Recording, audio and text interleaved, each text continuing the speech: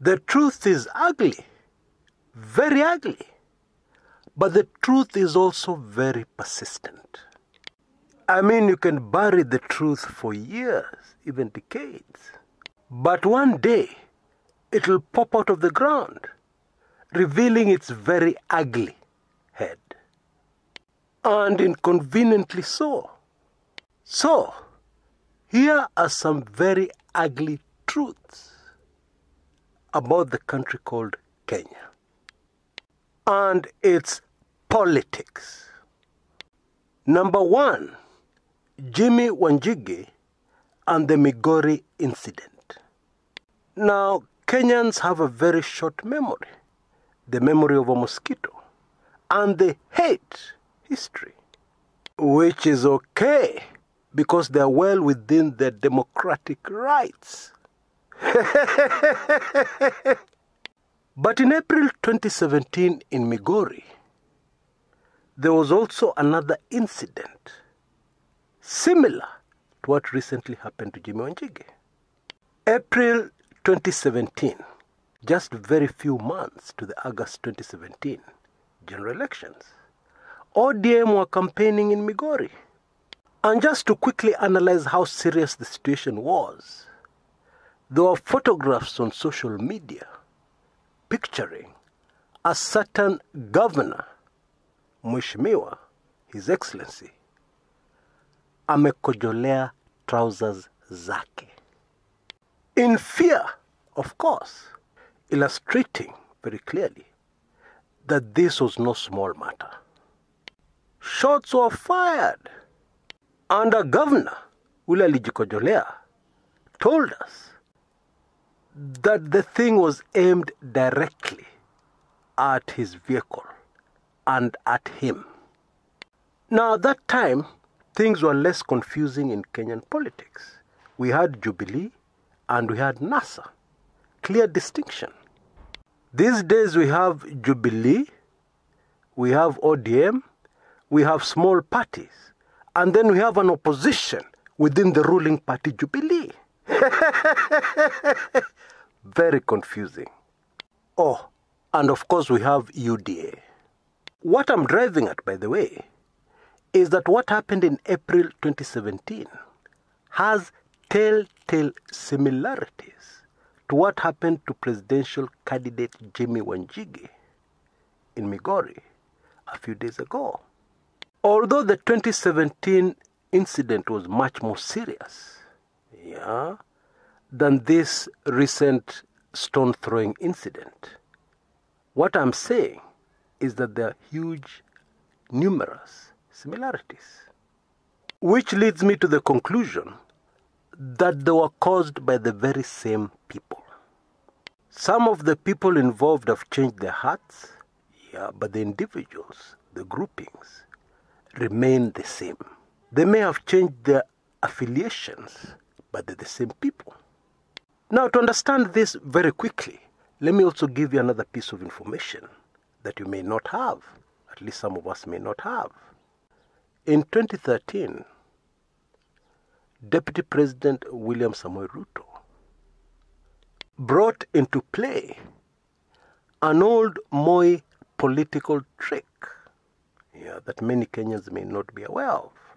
You see, crafty Moi used to finance opposition politicians, certain hand-picked opposition politicians, to get elected into parliament.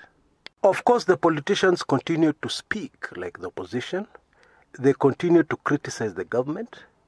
But when push comes to shove, those politicians are nothing more than just Moi stooges in the opposition. You will remember in 2013, Migori Governor Okoth Obado was not elected on an ODM ticket. And it is a long story for another day. But the long and short of it was that ODM, the party, realized what was happening early before the elections. Just like how they found out what was really going on in Nyali constituency with a character called Honorable Muhammad Ali in 2017. Bottom line, Governor Obado has always been a Ruto man, pure and simple. Fast forward to the present. Chaos in Migori, when Jimmi Wanjigi is trying to campaign for the presidency in that county, after very successful campaign rallies in Kisumu and Homa Bay, both in Luo Nyanza. Both also in Luo Nyanza, just like Migori. And chaos breaks out, allegedly caused by ODM supporters. Just look at all the statements released by allies of the deputy president concerning the Migori incident, and then you'll totally understand. The thread running through all these statements is really a message to Central Kenya. And it is the following. If some people cannot be allowed to campaign in Luo Nyanza, why should we support the campaigns of certain other characters in Central Province? That's really what they're saying. Dirty tricks in politics, and it may just work. Because nobody will remember that the same candidate, Jimmi Wanjigi, campaigned in Kisumu peacefully, the heart of Luo Nyanza.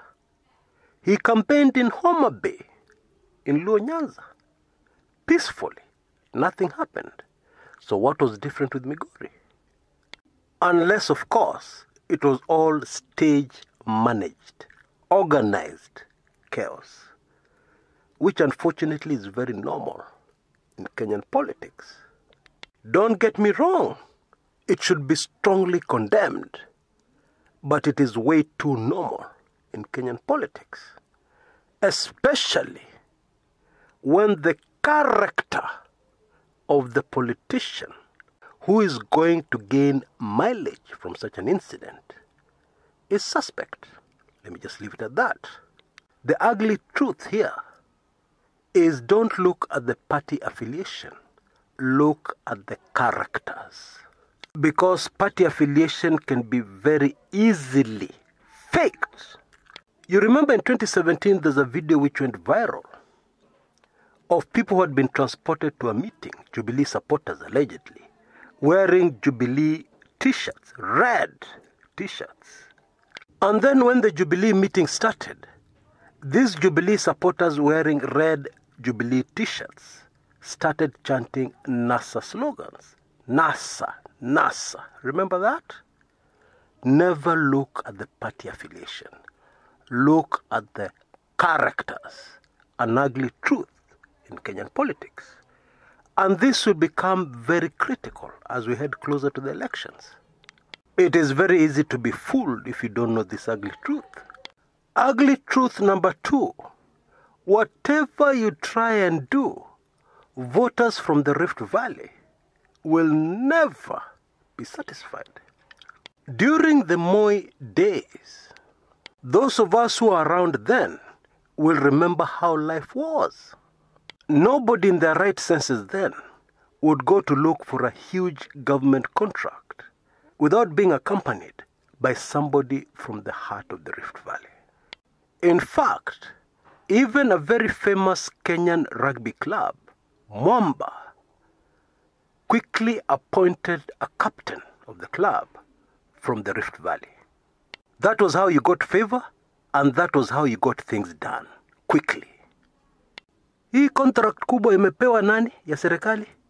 Hapana, cancel hiyo immediately. Hapana.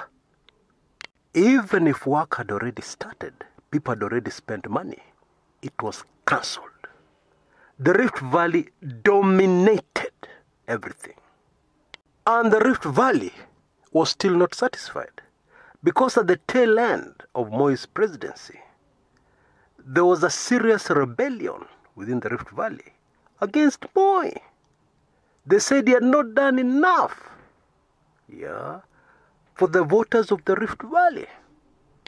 And that is why I don't blame the deputy president for his rhetoric, during the Jubilee years. Because there's no way he'd have sold to the Rift Valley by telling them, we will be second in command. Instead, what he sold to them is that this is an important, critical stepping stone for us to be back in charge in 2022. Ugly truth number 2 is that the Rift Valley will never be satisfied negotiating any other position with any candidate other than the presidency. It doesn't matter whether it is realistic or not. You hear people on the ground saying, after all, the House of Mumbi got 3 presidents. The Rift Valley has only had 1. So what is all the noise about? Ugly truth number 3.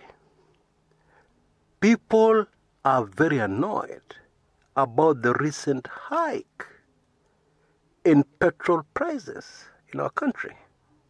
And quite rightly so. Yeah, Kenyans are going through very hard times. And then you spring this up on them. However, the ugly truth is simply this. If the government ends up acting to cause a reduction in petrol prices and thus a reduction in government revenue, then you can be sure, very sure, that another way will be found to raise government revenues that will be as uncomfortable, if not more uncomfortable, than petrol prices. The ugly truth is that the government has no money, and it has to raise money to run. There is no other way. Ugly truth number 4.